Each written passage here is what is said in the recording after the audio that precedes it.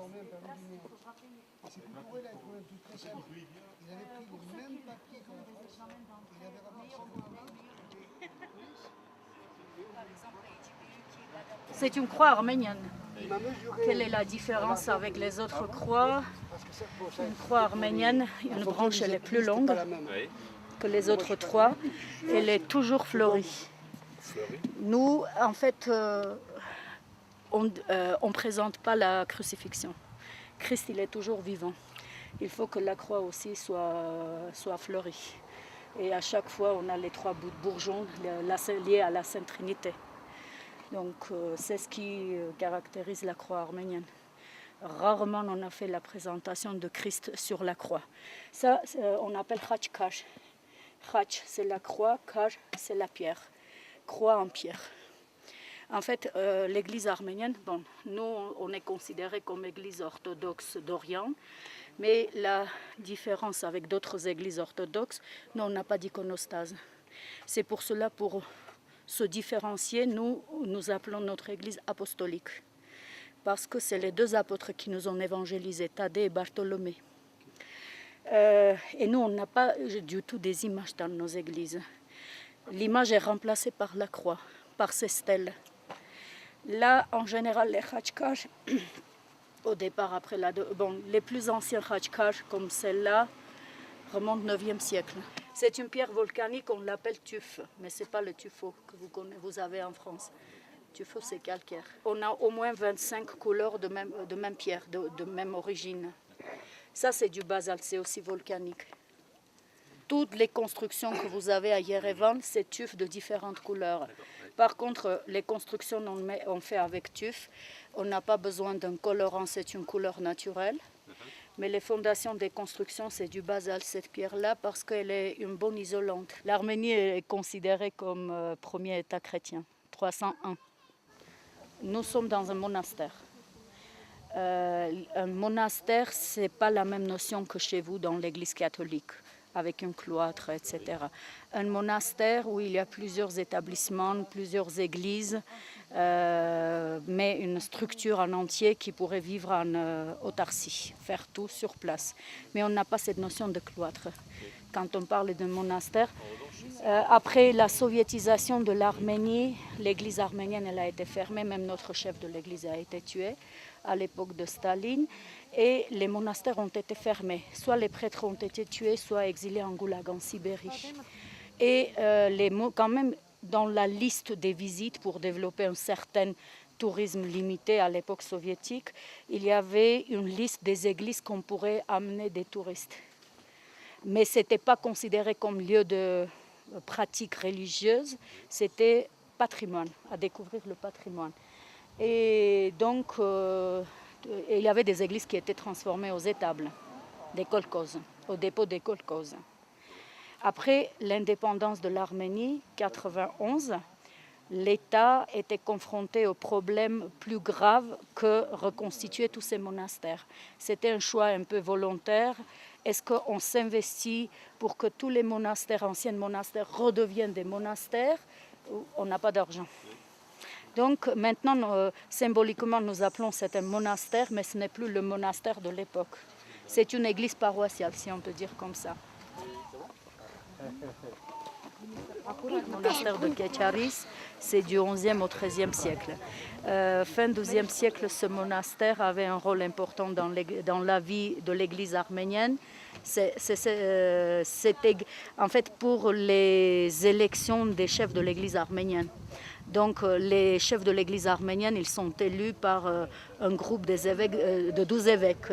Et la voix décisive, c'est l'évêque d'ici qui portait donc son poids. Voilà, c'est tel ou tel catholicos va être élu.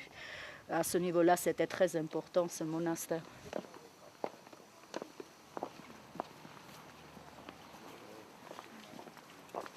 Ça, c'est une autre pierre aussi. C'est du basalte. Ça, c'est du basalte, oui. Tu peux toucher? Oui. Voilà, c'est une Khachkars. Il y avait une règle assez simple. Personne n'est parfaite sauf Dieu. Si vous regardez, vous ne verrez jamais de symétrie entre les décorations là et là. Il y a toujours des petites différences, soit taille, soit des ornements qui sont plus bas. Mais quand même, on a besoin de ces décorations des deux côtés, comme sur les tapis, pour que le visage, la personne ne disperse pas son regard, soit concentré sur la croix. La position de Khachkar, c'est comme les temples, les églises de l'ouest à l'est. Là, donc ça, le but, c'est saluer de l'arrivée de Saint-Sauveur, la position. Srach, c'est la croix et Kaj, c'est la pierre. En fait, linguistiquement, c'est intéressant quand on compare. Kaj, c'est comme Karnak chez vous. Kaj, c'est aussi dans le sens des pierres, stèles de pierres. Tout ça, c'est des pierres tombales. Ah, ce sont Chez des nous, tombes, on ça? ne fait pas des enterrements dans les églises. Oui. Les gens, ils sont enterrés sous la terre. Oui. Chez nous, il n'y a pas d'incinération. Culturellement, on n'est pas prêt. Un khachkar ne remplace pas une pierre tombale. La personne peut avoir et une pierre tombale et un khachkar. Il y a différentes qualités et différents types de khachkar. En fait, à cet endroit-là, il y avait une construction qui est détruite, qu'on appelait pré-narthex, une galerie avant d'entrer à l'église. Oui, là on voit les murs. Mais ça, ce sont des tombes. Ils étaient à l'intérieur de cette construction. C'était à l'abri. Alors, on n'entre pas à l'église avec le pied droit, non? Oui, il n'y a pas d'obligation, mais avec pied droit. Nous, c'est le droit, c'est ça. Nous, les musulmans, c'est... Oui. Oui, c'est la même chose. Oui. Oui. L'islam, c'est Vous savez, il y a une copie beaucoup de tout cela. d'insimilitudes Ouais, quand c'est on un fait peu les de- comparaisons. ouais, Oui. c'est un peu de- Comme de Christ est aussi judaïsme, prophète. christianisme. et Oui, puis- oui, oui. Oui. D'accord. Même le sacrifice de l'agneau, on fait aussi.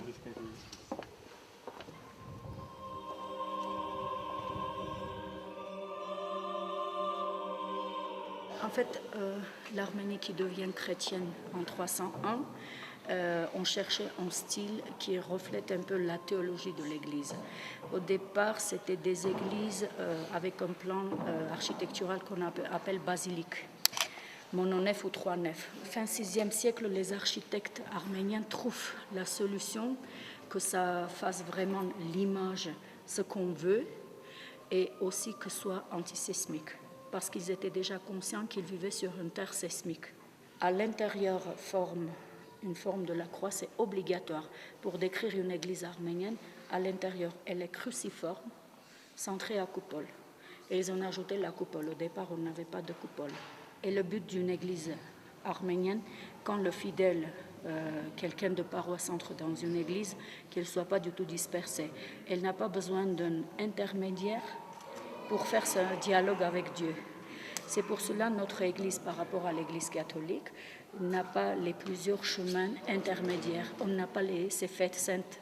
Nous, on ne connaît pas, par exemple, le chemin de Saint-Jacques-Compostelle. Nous, on n'a pas ces intermédiaires, c'est direct.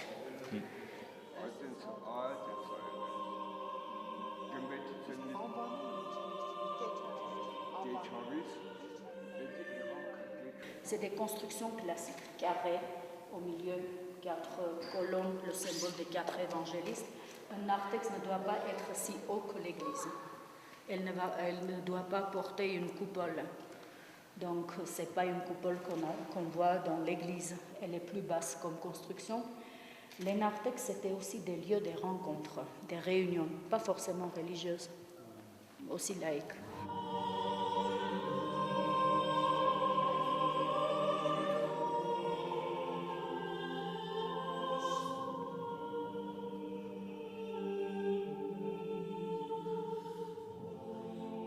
Բոլոր երեխաների համար։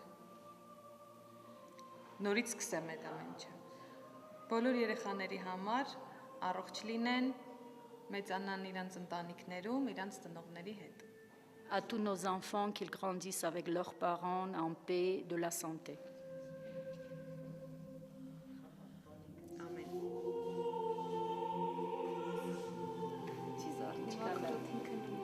Սա 5 լինում։ Bientôt, il aura 5 mois. Draya, Artika, c'est une fille.